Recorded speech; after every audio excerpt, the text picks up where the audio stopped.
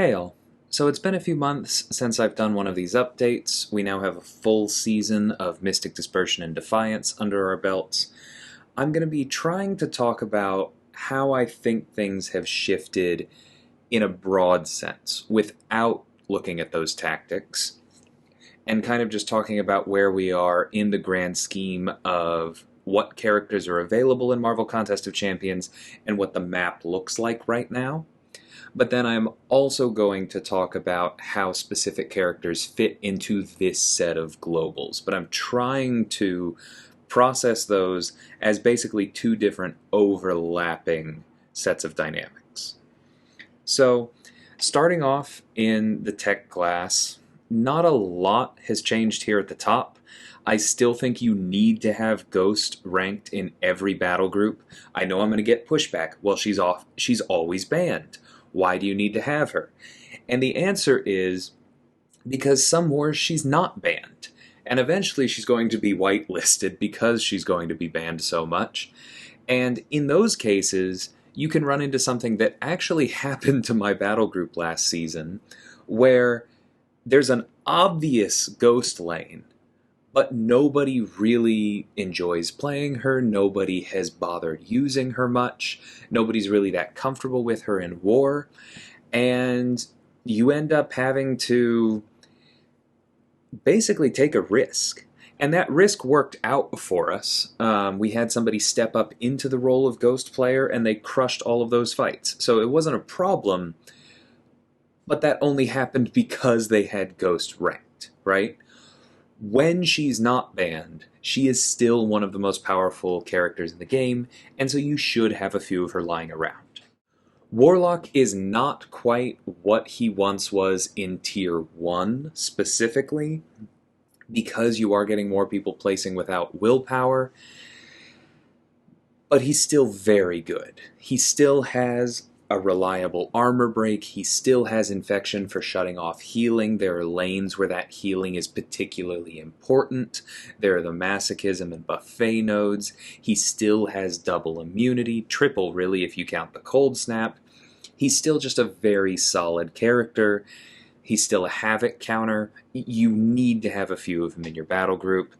I still very much think Guardian is somebody that you need to have a couple of, if for nothing else than his ability to not crit and parry projectiles. But especially if you have a few high sig Guardians, he's just an incredible character who hits a lot harder quickly than he is often given credit for. I forgot to talk about with Ghost. The reason that she's banned so consistently with this particular tactic is that her phase mechanic allows her to effectively intercept for free, which puts Mystic Dispersion on cooldown. And so if anybody is wondering exactly why she's so powerful now, there's your answer. On a similar note, Nimrod, on top of just being an incredible character, at this point, I think everybody understands that he's really, really good at taking down mutants. But he is more than that. He is one of, effectively, the best nukes in the game. If you can get a special 2 off, it just does more damage in a rarely resisted form with passive damage over time than a lot of other characters have access to. He has armor ups, he has double immunities, he has power drain, he has several layers of safeguards in reducing crit damage, in reducing special damage. He has access to a long unstoppable, which he can use as counterpunch to get intercepts, which is why he's marked as interacting with the global, because he can also put that miss on cooldown pretty easily. It allows him to take intercept lanes. I've done that with my Nimrod. You can see videos of that on the channel from this last season. He has unblockable special attacks, which comes up more and more these days. He is an absolutely incredible champion, and you want to have several of him around. Nebula, on top of her triple immunity, shuts down robots. There are a lot of problematic robots. A couple of them are tagged with Mystic Dispersion, and she shuts off that as well. All 3 of her immunities are very relevant on the map. Just a really strong champion. and again a nuke, so she can just close out fights before they become a problem. Now, Omega Sentinel is the first one we've gotten to that I've actually promoted.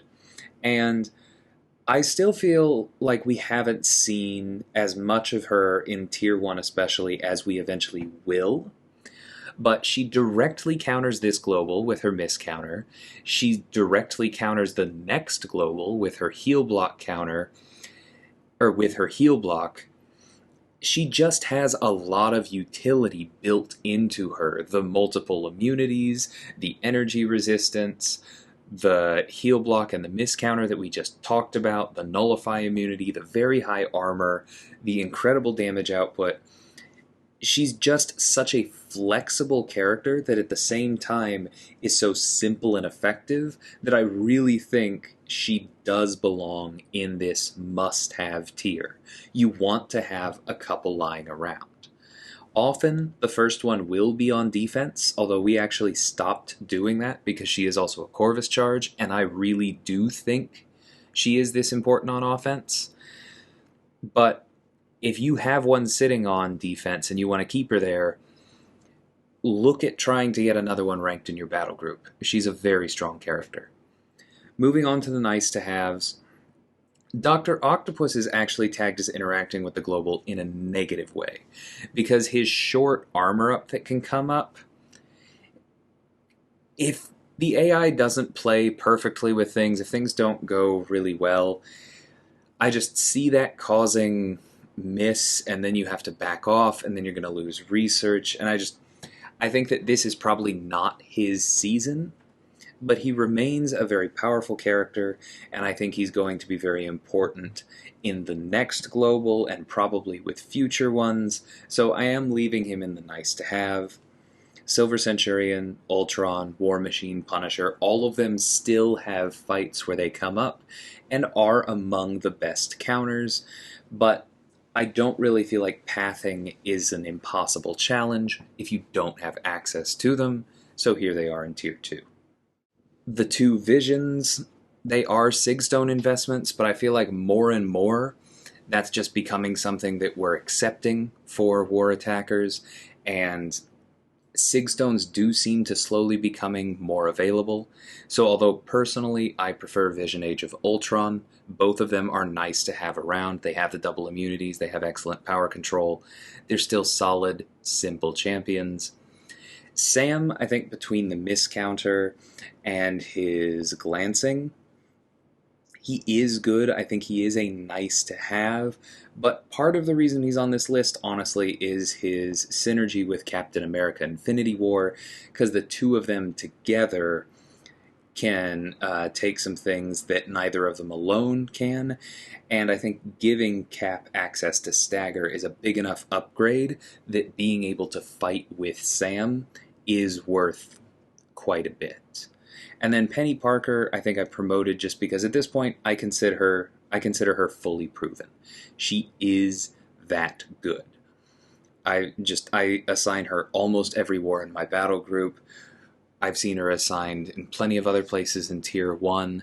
She is significantly underrated as a nuke. She has power gain on parries. It's not difficult for her to go Special 1, Special 2, and just destroy things. She doesn't take a lot of damage. She has that power lock on block when her shield is still active, which allows her to take kinetic transference. Very strong character. Double immunities as well. And then honorable mention, I still have Howard in this spot. There are places you can use him. He's bleed immune with a synergy. He can answer prowess if you need him to, but I don't think he's optimal. And I have actually demoted both Mysterio and Guillotine 2099 because while they both still can do things, there are just so many other domino counters these days that I don't think Mysterio is really the one that you're going to be reaching for, even with the Penny synergy. And Guillotine 2099, we just seem to be sending her out less these days. She's still solid, but I think both of them are a little more on the suboptimal side of things than the champions I currently have in Tier 1 or 2. And then moving on to the Cosmic class, even less has changed here. you still want Corvus, you still want Hercules. I think those two in particular are sometimes banned. You do want to, as a defense planner, plan around Corvus charges, limit them, try and put them later in the map. A lot of alliances are doing that. But if you can get a charged Corvus Glaive on the field, he is still so strong, so broken, let's be honest. He deserves this spot.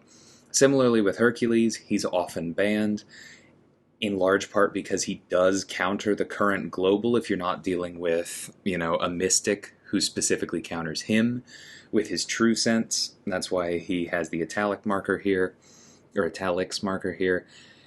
And he's Hercules. He's one of the hardest hitting champions in the entire game. I don't think he should have been released as strong as he is, honestly. But because he was, you want to have several in your battle group. It's just the way it is.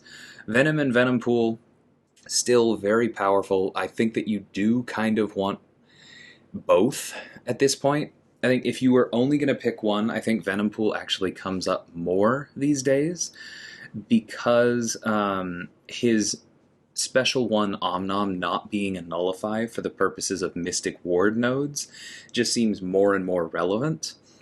But both of them have places where they shine relative to the other, both very good champions. They don't need high sig, they don't need a lot of investment, they're just really solid. You want to have at least one of both somewhere in your BG, probably two. Cosmic Ghost Rider doesn't always fit everywhere. There's some complexity to using him in certain fights, but if you can use him in certain fights, he's just a monster. If you're not familiar with Tater's channel, I know he uses his rank 4 quite a bit.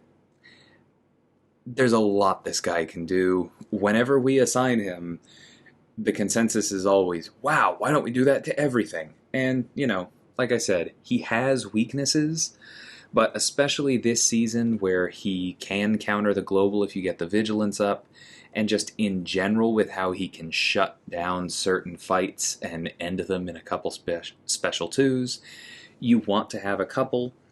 And ideally, you want somebody who really is digging into the nuances of his rotations so that you can assign slightly more than basic fights. But mileage may vary there. Moving on to Tier 2, Captain Marvel movie still comes up, especially on hazard shift nodes. She's just an effective nuke, especially if somebody also has Nick on the team. Angela does generally require high sig or Odin pre-fights or both, but the combination of utility that she offers is pretty darn unique. Odin has a number of buffs, so he can take those lane 8 nodes. He has armor, so he can take Havoc. He has True Strike, so he can handle those. He just hits hard in general. His high modified attack means that he can take on Penny Parker in certain spots. I don't think that he's someone you absolutely have to have ranked in your battle group, which is why he's in this second tier. But given how much Odin is assigned anyway for his pre-fights, having him himself ranked in the hands of somebody who can use him is a significant asset, and we assign him across our 3 battle groups several times a season. He absolutely comes up, and we're always happy for it. Null is, I think, not quite as good in War as I hoped he might have been early on, but there's still things that he can do. He still pairs well with other powerful characters. He can hit hard. We all know he works well with the recoil tree. I think that it is nice to have him if you have somebody who really understands his kit. There are little pieces of utility here and there, but not a must-have. Hulkling, I'm going to go out on a relative limb for how cautious I normally am with these things and just say he's a nice-to-have right away. And that is mostly because he was clearly built as a Penny Parker counter. Like, there are other things he does, there are other pieces of utility he has some interesting immunities, but first and foremost, this is clearly a kit that was built to just hose Penny Parker. And she is a dangerous enough defender on enough nodes that I think that by itself makes it helpful to have him hanging around on somebody's roster. Hyperion I still have in the honorable mention because there's a bit of RNG to him. He is helpful on certain nodes, he can take strike counter, he can do a lot of damage. I love Hyperion, he's one of my all-time favorites, but he just hasn't quite made it onto the meta, I don't think. Next season, when he has the sick and tired tag and can help get around some of those defenders, maybe we'll start seeing a few more uses, seeing how well he meshes in fights even outside of that interaction, and maybe I'll end up promoting him, but I'm not quite there yet. Medusa, I thought about promoting, honestly. She also has the sick and tired tag, so we'll see how she looks in the next update. Medusa can be a great Omega Sentinel counter in particular. She can hit hard. She's still a solid champion, I just don't think that she's necessarily an essential one at the moment.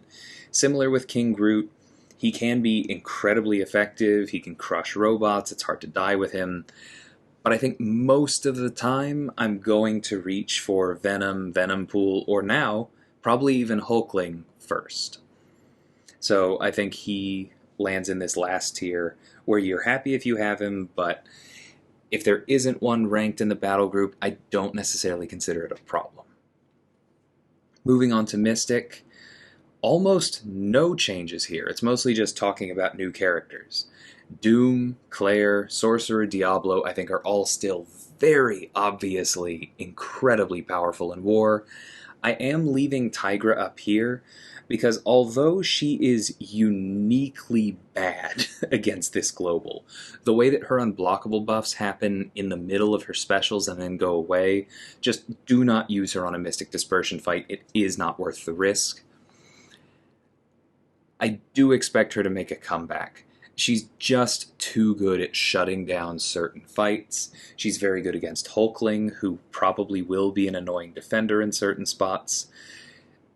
I'm leaving her in Tier 1 after Unstoppable Armor. I think that global showed us how many fights she can just nuke down.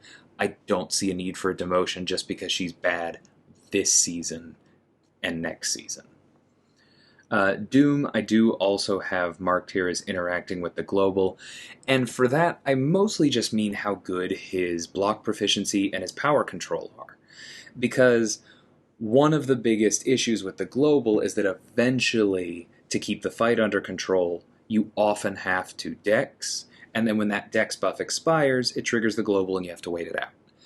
Doom doesn't have intercepts or a miss counter, but because he's Doom, and he just has his absurd damage resistances, his high block proficiency, his high armor, his crit resistance even against somebody who can crit through block, he can just kind of sit there and wait and then use his special 1, his special 3 to control the power in the fight, and so he doesn't necessarily have to dex, and that makes it easier for him to get through some of these fights. Moving on to Tier 2, there are arguments for Magic and Hood in the next tier. I honestly almost promoted Hood because he's so good on his own. The combination of the stun immunity, if you have him duped, the Fate Seal completely shutting down buffs while being passive, the staggers, the ability accuracy on his Fate Seal, like, if any of this sounds weird to you about me considering Hood next to Diablo, Doom, and Claire, I think you might be sleeping on him. He's really one of the best mystics for war, and he can shut down fights very, very quickly if he stacks some hexes. He also synergizes so well with Kingpin. He's one of Kingpin's best travel partners. I very well may promote him in the future, but for now, we've been getting through a lot of fights without a ranked Hood when we have to. I feel like leaving him more in a nice to have, where it's just if you have him ranked, he makes the pathing easier, rather than being truly essential, makes sense for a while. But I do have him marked as interacting with the global because his invisibility is itself a buff, and that can hurt you if you're not careful. On the flip side, his invisibility allows him to easily intercept, which puts the global on cooldown, so he kind of interacts both favorably and unfavorably with the global. Magic is tagged for that for the same reason as Doom. If you have a lot of power control, you don't need Dex as much. The global becomes easier. Sigil Witch, I would not recommend using this season. She just procs so many buffs on both people, it's not worth it. She can be risky in general, but especially right now, don't bother. Symbiote Supreme also has cycling short buffs and no miss counter. Don't think he's all that great right now, but he still really simplifies pathing. He's one of the best buff counters out there. He will be back. Man-Thing will also be back. He's tagged similarly. Rintra has those power gain buffs if he's awakened. That's also why he's tagged as interacting with the global. He can go unstoppable, but really I just have Rintra under this nice to have because his supercharged neutralizes against cosmics, specifically on nodes with extra ability accuracy, is something he has that Tigra does not. And that combined with just how solid of a champion he is and his little unique pieces of utility just tell me that he is going to have a place in the war meta going forward. And then for our honorable mentions, I very much love Dragon Man, Mojo, Voodoo, and Longshot. I think they're all very fun and powerful champions, but I don't think that they're necessarily your top tiers for the current war map and the current defenders we're seeing. So that may change in the future, but for now I'm leaving them down here. And then Wiccan I threw here just because I haven't seen him tried to be used yet. His passive neutralize is quite strong. He does seem to have some real damage output. He's also fairly fragile, so we're just going to have to see how the balance of those things shakes out in the future before I feel more comfortable ranking him. Moving on to Science, she is also banned a fair amount, as is he, but Quake and Human Torch are still insane. Quake bypasses a lot of fights, finishes them quickly, even as a 5-star. Torch kills things so quickly that a lot of dangerous mechanics just don't matter to him. I know I don't need to say much more than that, but especially with Kabam introducing the possibility of whitelists, or not the possibility, the reality of whitelists in the future, where these characters, if they're banned enough, are going to be ban-proof for at least a season. You just want to have them in your battle group in capable hands because at some point it is going to help you win a war. Void is slower than some other options, but he's still timeless. He has that Incinerate immunity, he has the Petrify, he has the power control, he has that slow, reliable damage. He's come back as one of the best counters to a rank 4 thing boss. He doesn't have that damage resistance that Spider-Man 2099 does, but he's quite tanky with a large health pool, and he just keeps doing damage. And it's direct damage, so it's not mitigated in any other way. You want ranked Voids in your battle group. As I've called him before, he's simply timeless. If I still have to sell you on Mr. Fantastic at this point, then you're probably new to this channel, and you should go check out some of my war videos. He's just that good. He's one of the most flexible, at this point, pun acknowledged, not quite intended, but he's one of the most flexible, powerful champions in the entire game. He has the Defiance tag, so especially right now, he's insane. Just go check out my Season 34 War playlist. I took 93 fights, didn't die in any of them, and Reed was probably close to half of them. He's a monster. Similarly, Mr. Negative does not have the Defiance tag, so he hasn't been quite as dominant this season. His intercept mechanic can get around that and put it on cooldown, but because it is evade-based, unfazed can mess with him a little bit. But what I was going to say is that similar to if you're still doubting Reed, you need to watch more of my channel. If you're still doubting Mr. Negative, you need to watch more of some other channels. MP Blaze, Minash, there are people out there just doing incredible things with him. Really, really strong champion. Spider-Man 2099, he can't gain buffs, so he basically has the built-in Defiance tag. He bypasses this season's global almost entirely. He can still miss against misses within their kit, obviously, but he's still one of the best ability power controllers in the game. He still has that unique damage resistance against the boss node, which has shaped who the best bosses are all on its own. He's a really, really strong character. You want somebody with him ranked, preferably at high sig, preferably with access to the anti-venom synergy, and preferably more than one of them somewhere near battle group. Red Hulk is kind of like a budget torch these days. He has the double immunity, so he's actually better for hazard shift, but he just ramps really quickly against mystics and energy champions, and he hits really, really hard. And if you're doubting how hard he hits and thinking that Red Hulk is maybe just a little bit too simple, a little bit too dated to be deserving of must-have status, then you probably have not seen him played with the recoil masteries, because the way his damage scales is his heat charges just give him extra damage based on damage dealt, which means that unlike a lot of characters with modified attack, he actually gets the full 60% benefit from Liquid Courage and Double Edge, and then the full benefit from recoil, increasing his special attack damage. And then he does extra damage based on heat charges. He is an absolute nuke. He's really, really strong. You want to have several of him around. Check out Nerd's channel, that will also be linked in the description, for some more examples of this.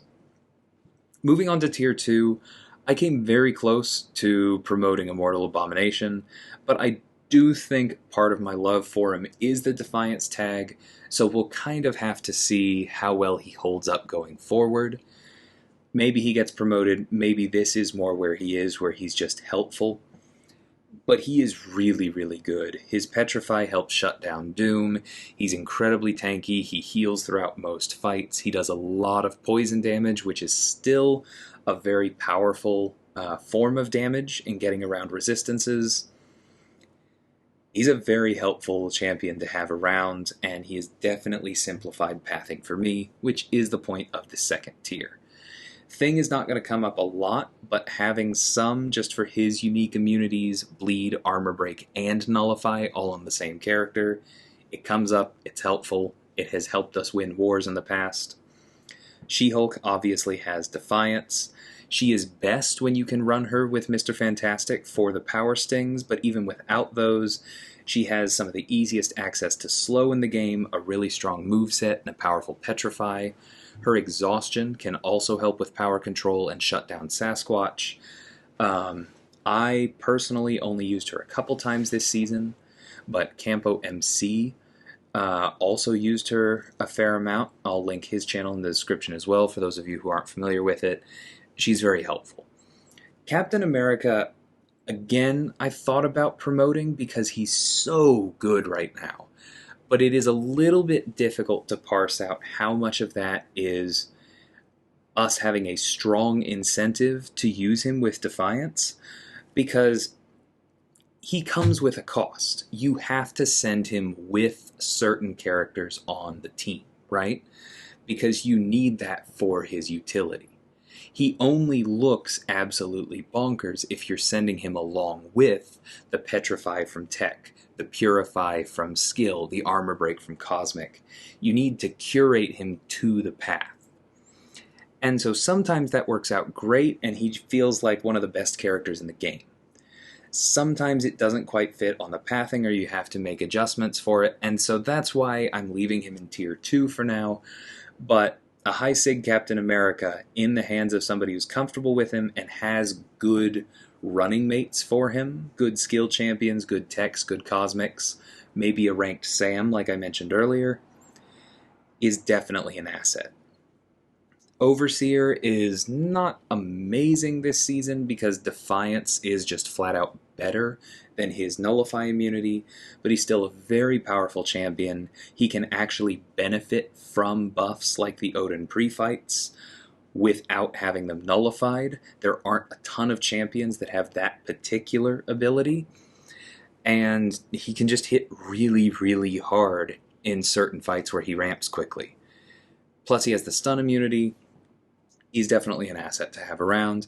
And then Joe, I moved up to this tier for similar reasons to how I was considering promoting Hood, and that is because he's a great travel partner for Kingpin.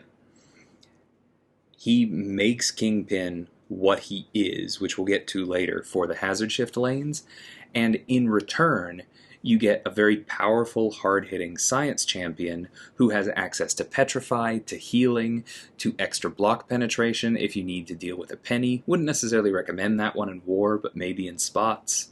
He can do a lot of bleed damage. He isn't reliant on buffs. There's a lot more depth to Joe than I think a lot of people realize, and he just is plain good. You don't necessarily have to have him, but if your Kingpin player has a ranked Joe, there are probably some places that he can end up helping you out, especially right now with Defiance, and so that makes sense in Tier 2.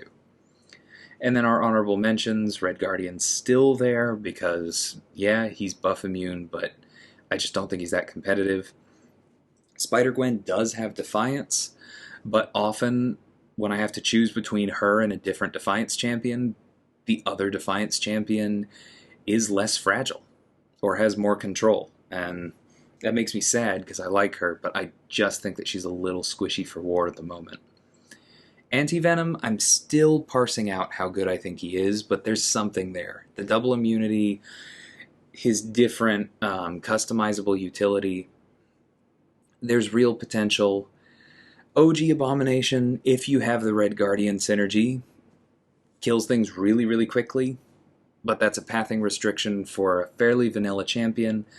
And Spider-Ham, kind of like Anti-Venom, I like quite a bit, just haven't quite parsed out where I think he goes and where he fits in most paths.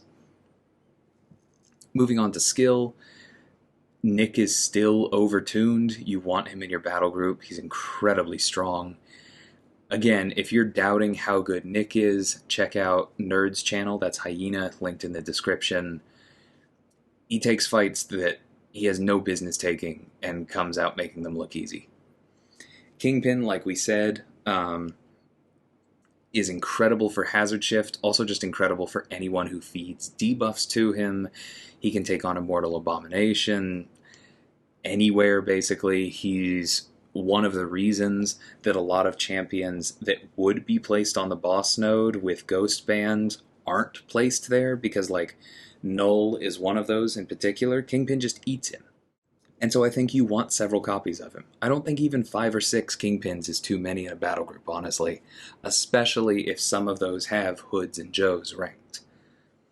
Killmonger I still think is essential. I know not everyone agrees on this, but I've just used him too much with too much success and sent other people in my battle group to similar results for it to not be true. He is absolutely essential in my mind. Shang-Chi, I think I've considered demoting him just because it seems that not a lot of people really have the skill set to make him as valuable in war as he could be.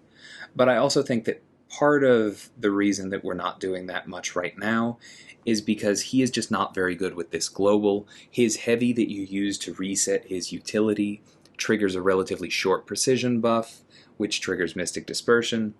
He's not great right now, but I'm not willing to demote him because of that.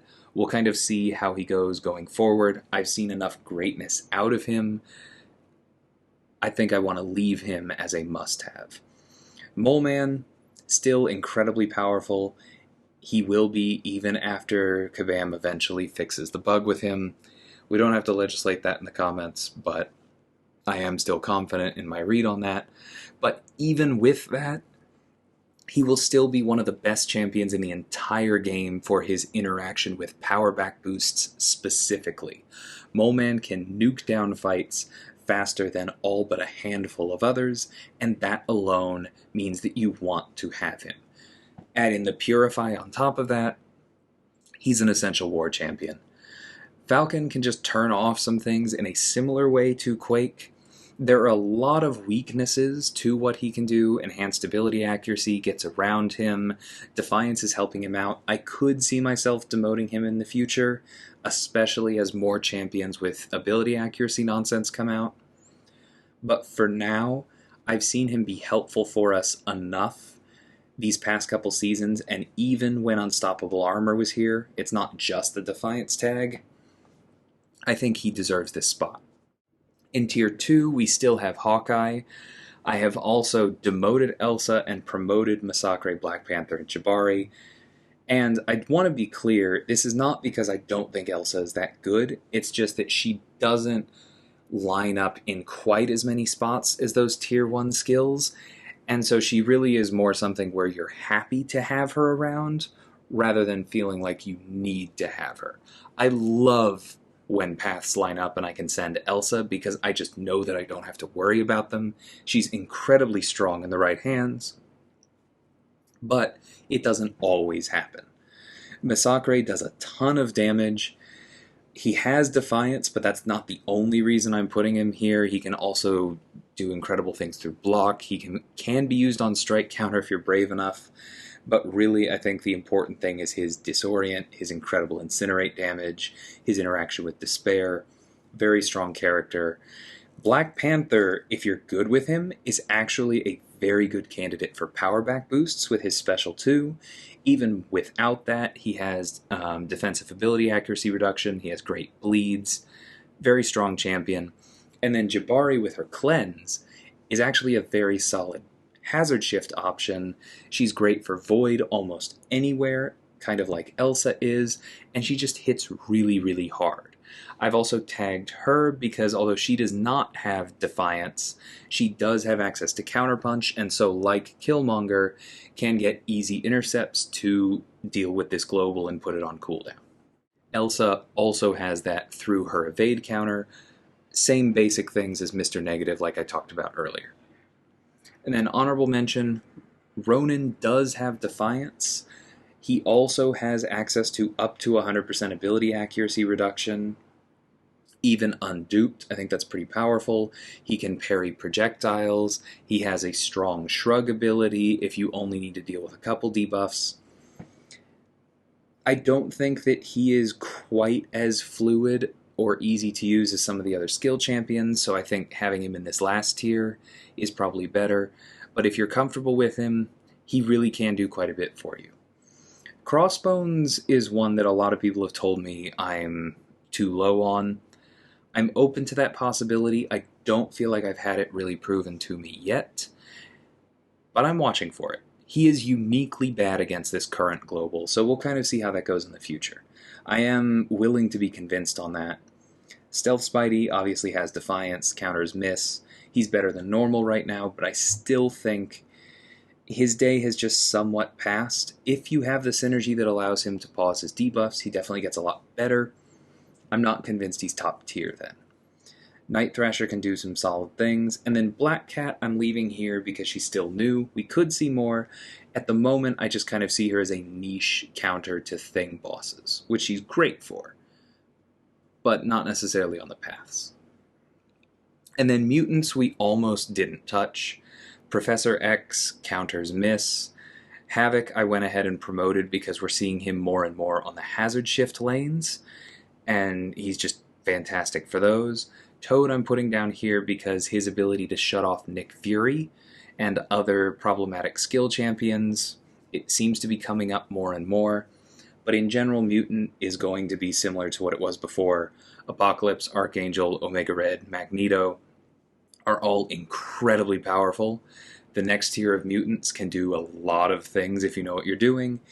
And then, like I said, most others. Mutant is an incredibly stacked class, and it is easier to count the champions that have no use in war whatsoever than it is to mention all of the possible ones you could bring with good results. So, hopefully you guys found this interesting. Let me know in the comments if you think that I've missed anything, if you feel like you found a new favorite thanks to Defiance or thanks to the challenges posed by Mystic Dispersion. I do think that these tactics are helping switch things up. I think bans are helping switch things up. And it's definitely changed how I assign things. So I'm curious how that's affected everyone else's experience. Until next time, thanks so much for watching, and take care.